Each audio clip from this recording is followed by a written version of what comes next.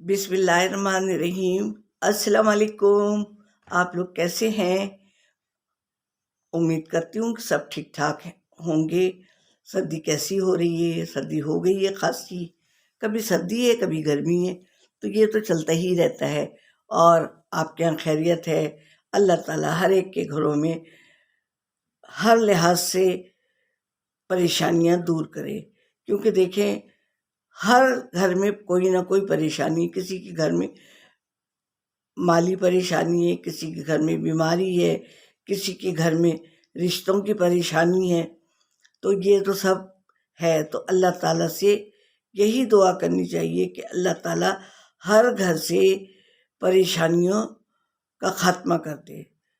चाहे वो माली परेशानी हो, देखो किसी के घर में इम्तिहानात कोई दे रहा है, कोई जॉब किसी की नहीं लगी हुई है, तो वो भी परेशानी है। मेरे सामने वाले घर में उनका बेटा 3 महीने से बैठा हुआ है, तो ये भी बहुत बड़ी परेशानी है कि वैसे ही आजकल महंगाई इतनी है, और जब बिल्कुल ही ना हो तो कितनी बड़ी परेशानी है कि नहीं? तो अल्लाह ताला सबकी मुश्किलात दूर करे। और मैं बहुत शुक्रगुजार हूँ कि आप सब मुझे देख रहे हैं, मेरी हौसला अफजाई कर रहे हैं। तो आप सबकी मैं तहे दिल से शुक्रगुजार हूँ। अल्लाह ताला इसका अजर आपको देगा। और मेरे टिक टिक करके थोड़े थोड़े व्यूवर्स भी आ ही रहे हैं, ठीक है? तो आप सबका बहुत शुक्रिया। आज मैं आ जाते हैं अपने मौजू की तरफ।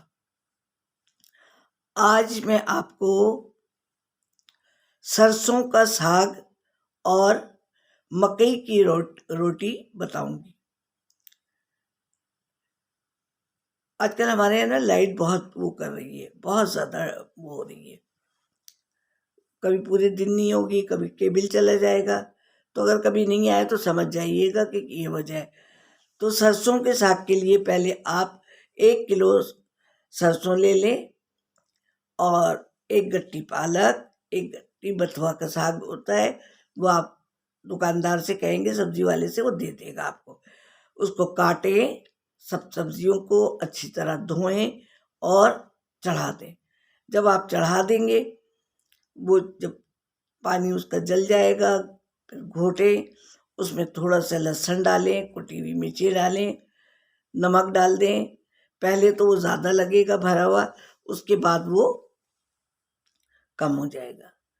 अब ये तो आपका हो गया। अब आप उसको, चाहे वो दाल घोटने वाला होता है उससे घोटें।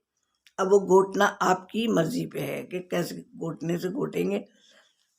आप किसी बड़े से पूछ सकते हैं, और बिल्कुल घुट जाता है, क्योंकि पालक भी जल्दी हो जाती है और बथुआ भी हो जाएगा और साग भी हो जाता है ऐसे घोटे ना। तो जब बिल्कुल घुट जाए, समझे वो डन हो गई। अच्छा, इस पे या तो असली घी, मक्खन, ये। अच्छा, अब हम आ जाते हैं रोटी की तरफ। रोटी मुझे भी नहीं आती थी पकानी। एक दफ़ा मैंने अपनी दोस्त से पूछा, मेरी दोस्त की ससुराल पंजाब में थी। मैंने कहा तुम्हें आती है? अरे कह लेंगी मैंने अपनी नंद के जेठानी से, पता नहीं किससे पूछा था, कल उन्होंने मुझे एक तरकीब बताई थी। कल ही मैंने उस तरकीब से बनाई, तो मेरी रोटी अच्छी बनी। कह लेंगी नहीं तो ये रोटी ना फट जाती है, जब बेले ना आप तो किनारे बिल्कुल बेसुरे से हो जाते हैं। अच्छा, अब आपकी साग तो डन हो चुका है, सिर्फ बघार देना बाकी है। अब बघार के लिए आप थोड़े से 3-4 जवे लहसुन के बारीक बारीक काट लें, ज़ीरा रख लें, सुर्ख मिर्च रख लें, समझी? ये आप एक तरफ डन करके रख लेंगे बाद में। अब आपने उसके लिए क्या किया? अब आपने जितना भी 1 प्याला लिया मकई का आटा या 2 लिए, तो उतना ही पानी आप ना, ये मैं उनके तरीके से बता रही हूँ कि जितना इसकी आ रही,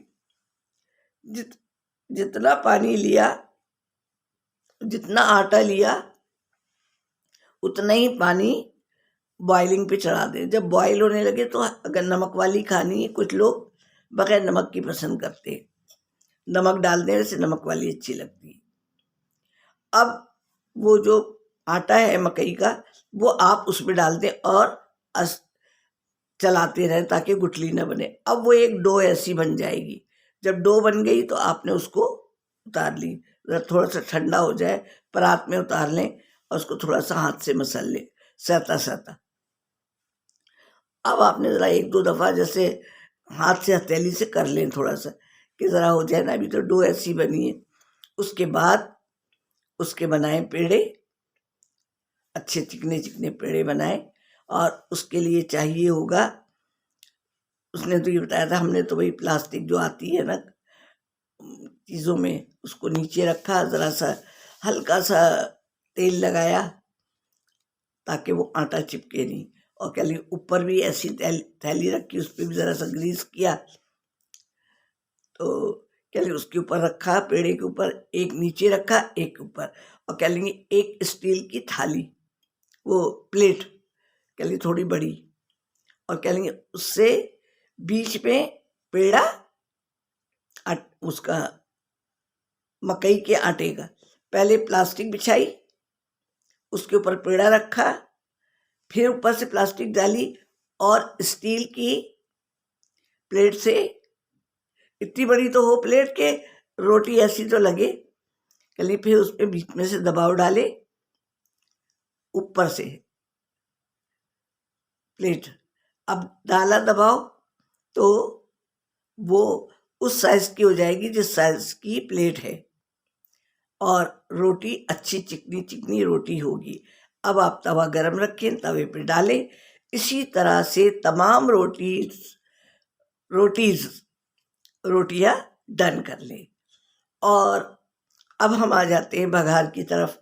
अब बघार में आपने लहसुन काट के रखा है, थोड़ा सा जीरा डाल ले और साबुत मिर्च जो होती है वो डाल ले और छंद से बघार लगा दे। चाहे मक्खन का लगाएं, चाहे असली घी का लगाएं, ये आपकी अपनी मर्जी पे। और खाते वक्त ना रोटी पे भी मक्खन रख लें या असली घी रख लें, और साग में भी डाल ले, हो सके तो अड़ोसी पड़ोसी क्या भी थोड़ा सा भिजवा दे, हक होता है ना। तो इंशाल्लाह आप लोग फिर अगर कोई गलती हुई हो तो माफ़ भी करेंगे, और लाइक तो आप लोग करेंगे, दोस्तों से कहेंगे मुझे सब्सक्राइब भी करें, और आप लोग लाइक करेंगे। कोई कोताही कोई गलती हुई हो तो नानी को माफ़ भी करेंगे, दरगुजर करेंगे। फिर नानी को इजाज़त, अल्लाह हाफिज़।